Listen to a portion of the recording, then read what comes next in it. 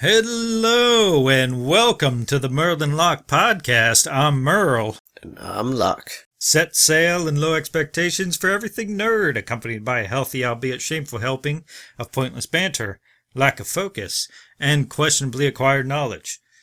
Now, to start us off here, Locke, I have this, I don't know if I want to call it a problem necessarily, but it's something that I've dealt with most of my life. It's something where I constantly like to try new things, right? Like I'll see something that interests me and I pursue that thing at all costs, right?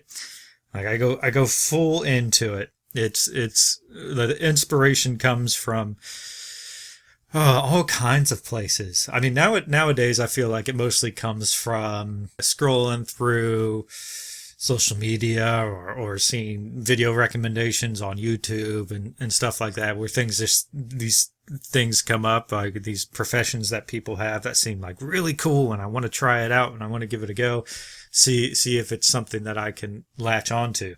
Now I'm wondering, you yourself, have you ever come across any of these things, like stuff you were inspired to try out and see if it's something that you could latch onto? Yeah, that's a good question. Now it could be absolutely anything. Like it could be an occupation. It could be a hobby thing. It could be a just some kind of nerdy thing, or if something you just want to gather some kind of knowledge about. It doesn't have to be like a actual visceral thing. It could be anything. All right. I mean, I guess I could say that that's, I guess, is how it all started when I started doing like acting and modeling. Okay. All right. Just coming across the company, like standing out there trying to get more people, bringing them in. And I was just like, oh, I had an interest. There was somebody else that I knew who was already looking for a place to represent him. And he found it in a place that you had to pay $1,000 up front to become a part of their schooling process. And I was like, I do not have $1,000 up front. Yeah, that's pretty steep. So another one that I had found, I had the option to pay either $2,000 up front or pay $200 every month. And the $200 every month was a more viable option, albeit the only thing that I had seen from it, because I didn't have money for much else, was mannequin modeling at random stores. Oh, so they would just dress you and you would stand somewhere? They wouldn't dress you. They would supply the clothes for you. Well, no, I didn't mean like physically put the clothes on you. Well, I mean, that's how I seen it. But yeah, no, they would pick out about 2 to 3 outfits that you would wear over the course of about 4 hours. And they would be like, okay, time for you to swap out. And every mannequin would eventually leave their designated area and go back into the changing room, change into the next set, and come back out and stare blindly into the abyss. That seems like a pretty chill gig, if I'm honest. Pretty chill for the most part. And you have to ignore these random customers that encounter you, because you see somebody just standing there. That's so awkward, dude. You want to mess with them, right? Like a lot of people have messed with the British Guard, so they're like, I want to see if I can break them. So they do the same thing to the mannequin models. And the one time I was standing in front of the glass, I couldn't help but think of, like, when people say don't tap on the glass around a fish tank. So that would end up getting me to crack, and I would try so hard. I was just like, don't laugh, don't tap on the glass, you'll scare them. You go hide under a rock or something? Yeah. Oh man, that's pretty cool though. I didn't know that you actually that you were like a mannequin or anything. That's the first I've heard of it. Yeah, That's pretty neat. I like that. I did at least 2 sets of that with the same company that was hiring mannequin models, and then 1 like runway model thing. Oh, you actually did a runway model. Yeah, they had like a little runway set up at the mall, and they had just models come and do the little runway, and I do that little thing on the catwalk. Ah, okay. Like walking all sassy like with All your hips sassy, swaying. yeah. No, I mean that's. Oh. Oh man, I love that. Is there anything else that you tried or anything else you were inspired to do? So while doing that, and it was very fun. I loved the experience. I was the only guy of my class. There was just so many ladies there, and a lot of them, they were there for the modeling aspect. There was this part of me that wanted to get them to laugh, because they seemed like some of them especially seemed pretty like closed off, like shy. And at that point, like, I was the type of person that if I seen you and you seemed shy, I wanted to try to break you out of that. I wanted to break you from your shell. So they were doing like vocal warm-ups and stuff like that. And one of their vocal warm-ups was you took your hands, you interlocked your fingers, and you put it up under your ribs. You would take a deep breath and then let it out and like, huh. So you would do that a couple of times, and after about the second time that we were doing that, this was right after we had learned to do it, that this random thought popped into my head where I thought of Kung Fu fighting.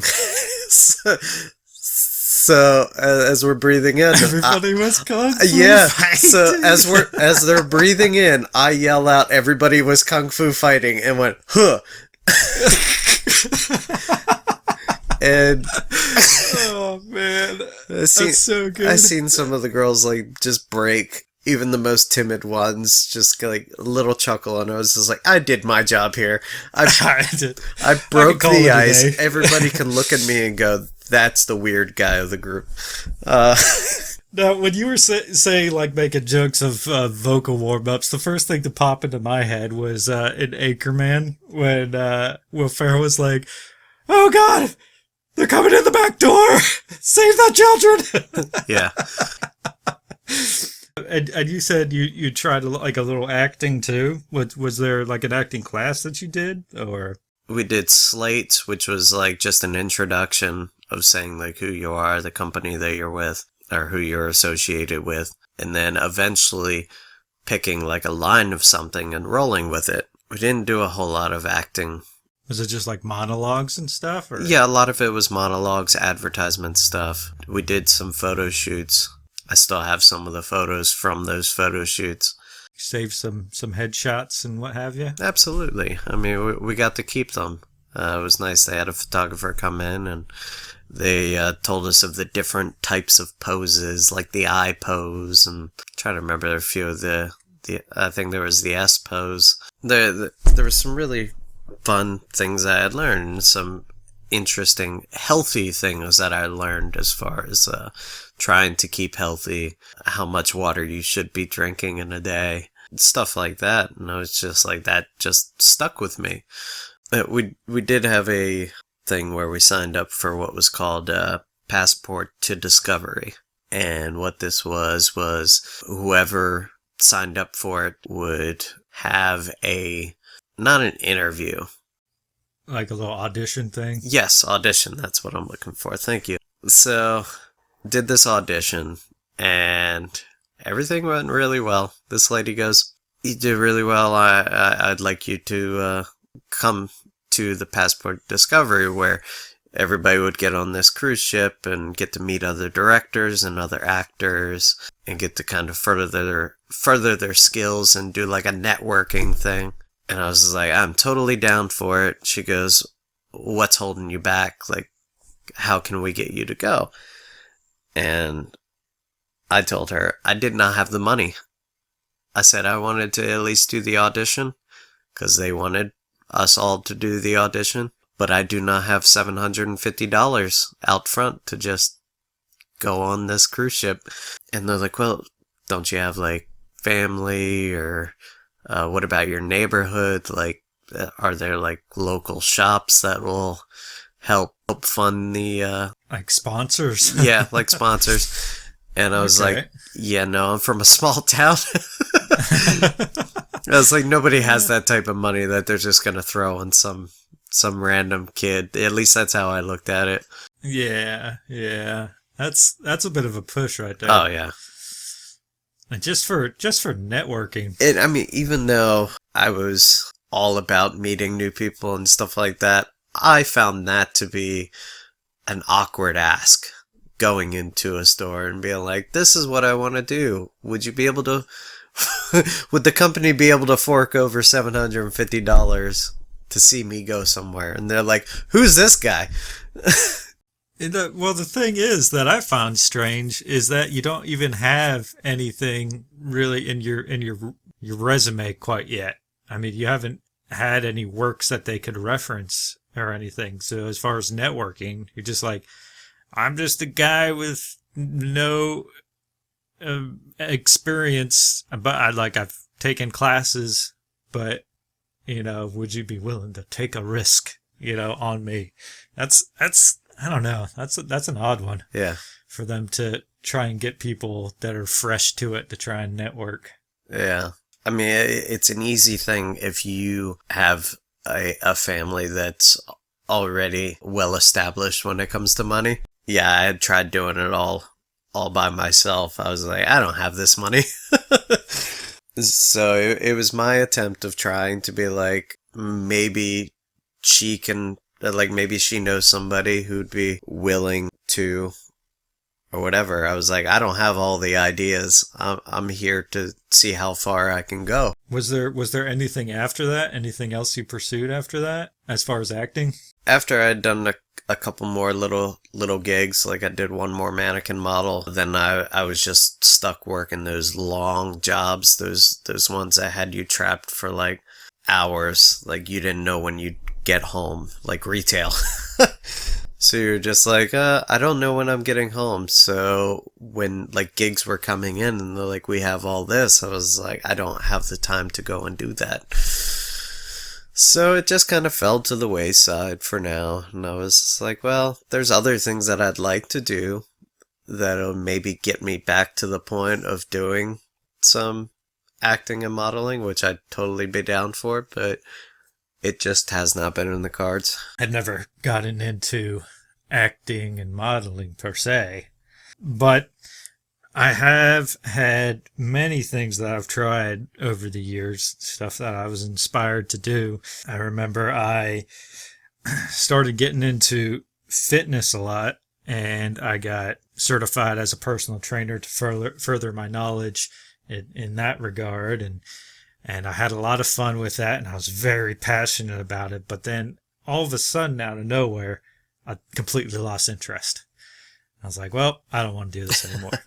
And I remember I was going to school for anatomy and physiology, and then I shifted to physical therapy, and I pursued that for a while, but then I lost interest in that, and I was like, you know what, I want to just study biology, because I loved doing lab work and whatnot, and all the labs I did in biology and chemistry, and I decided to pursue that.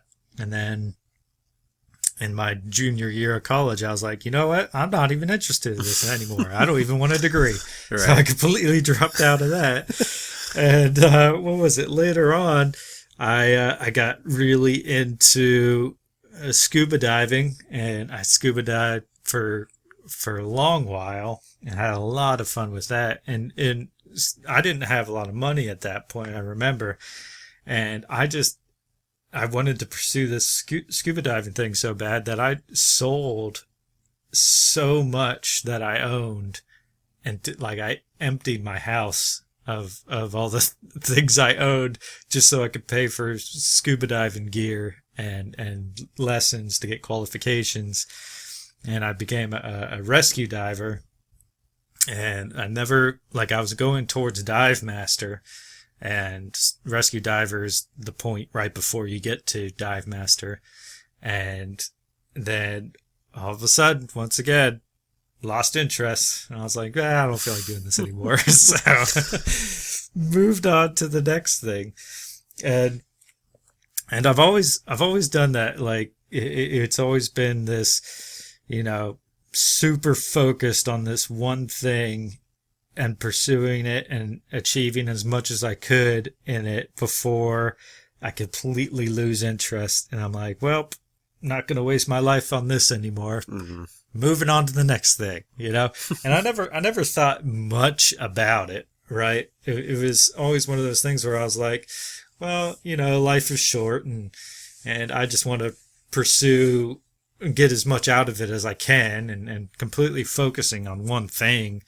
Like to me personally, it just seemed like it's a waste if I'm not completely, in love with it at all times. Right. Yeah. So I've always had this envy for people who find this thing as a child and then they just latch onto it and all through adulthood and everything. And they're just, and they get so good at it.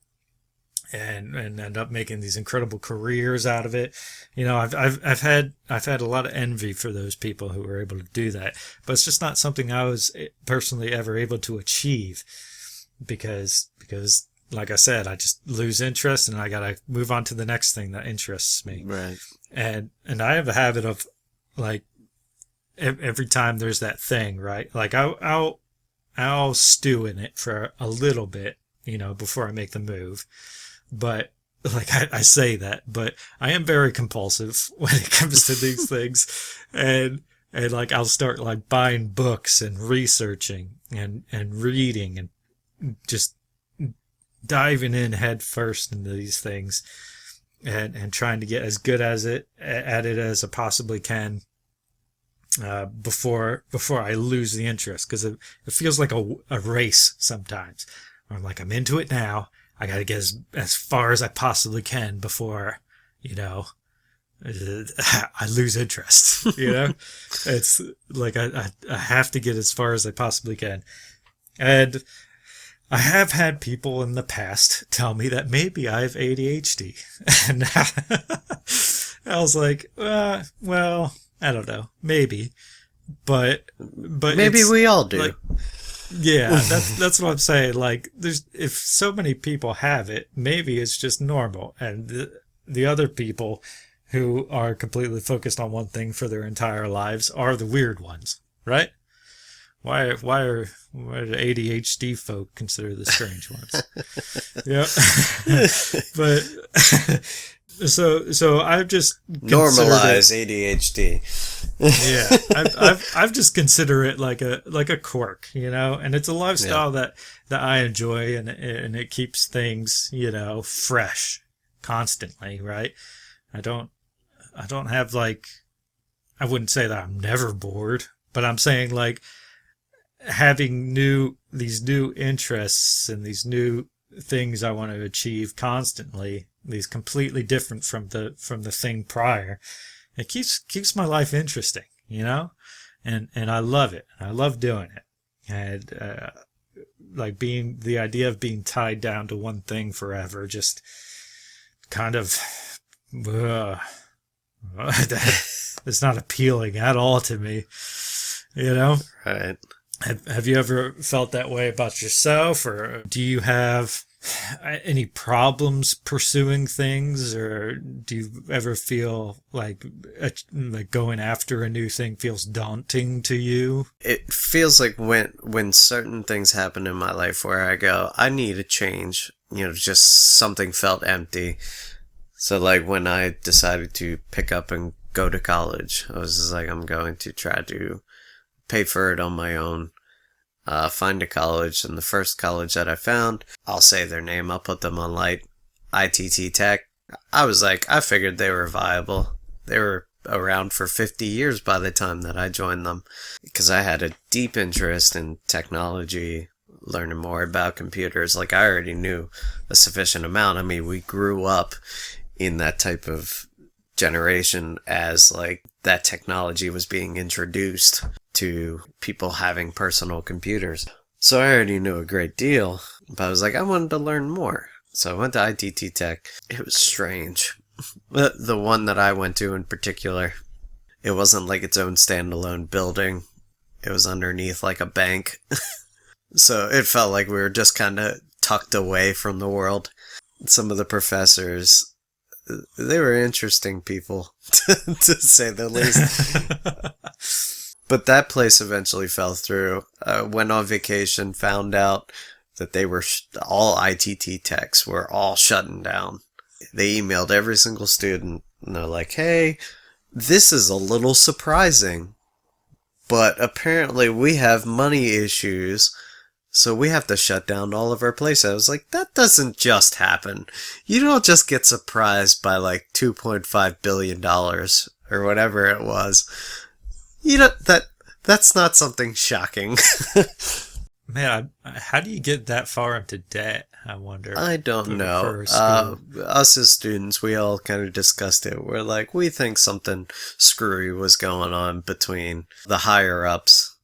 Or maybe they didn't have, or they bought into too much equipment and didn't have enough applicants to, you know. I don't believe that for a second. No? when I think about that particular establishment that I was at, I don't want to say that they put a whole lot on equipment.